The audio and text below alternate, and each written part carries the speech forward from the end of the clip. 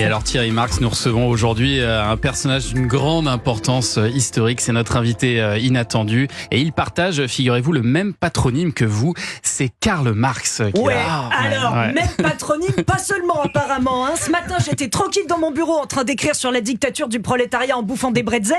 Et qu'est-ce que je vois? Monsieur Thierry Marx a écrit un livre. Et oh, non mais ça va de marcher sur les plates-bandes des autres? Attendez, il n'y a pas que vous qui avez le droit d'écrire des livres, Karl. En plus, ça n'a rien à voir, c'est un livre de recettes. Oui, enfin, vous avez vu le titre? Le livre rouge pour faire la révolution culinaire? Ça va? Pas gêné? Vous avez de la chance que je pense que la propriété c'est du vol, parce que sinon je vous ferai un procès.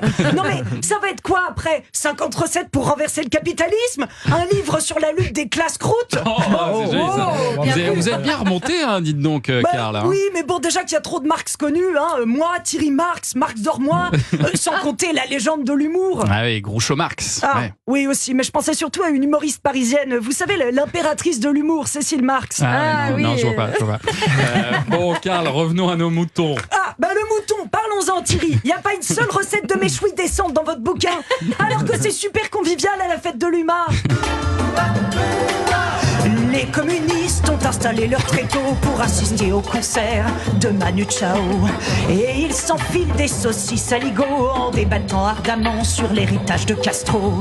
Viens voir les communistes et les marxistes, quelques anarchistes, manger des saucisses. Vous voyez que communisme et gastronomie, ça fait bon ménage. C'est pas le problème. Si vous venez sur le terrain de la révolution, moi je vais venir sur votre terrain et je vais sortir mon propre livre de cuisine. Ouais, avec des recettes à base de lait de coco. Coco communiste, voilà, vous l'avez vu. Excellent. On aura aussi la recette.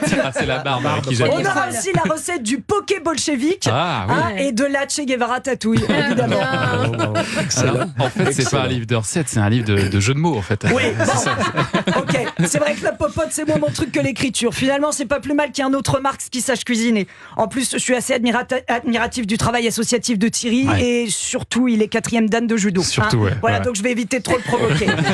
Thierry, ça te dit, je t'invite chez moi pour une petite bouffe? Je suis peut-être pas le roi des fourneaux, mais il y a un plat que je maîtrise parfaitement. Qu'est-ce que c'est? C'est l'omelette provençale, des tomates et du thym, avec du pain poilane et un petit verre de vin. Magnifique, merci Karl Marx d'être venu nous rendre visite sur Europe 1. Et merci à une autre Marx, Cécile Marx, qui était derrière cette moustache et cette barbe. Magnifique Cécile, aucun lien de parenté entre vous deux d'ailleurs. Je crois pas. Non, je crois pas. Il y a beaucoup de Marx en fait. C'est répandu comme nom de famille. Ah oui, il y en a beaucoup. Alors je trouvais qu'il n'y en avait pas assez. Maintenant j'y fais un peu plus attention. J'en trouve un peu partout et aux quatre coins du monde. Vous, c'est polonais, Oui, d'origine polonaise. Mais c'est marrant, moi je suis polonaise du côté de ma mère, mais Marx c'est alsacien. Voilà, donc je l'accorde parce qu'il y a un village en Alsace où il y a beaucoup de Marx. C'est un monsieur qui m'a révélé ça il n'y a pas très longtemps.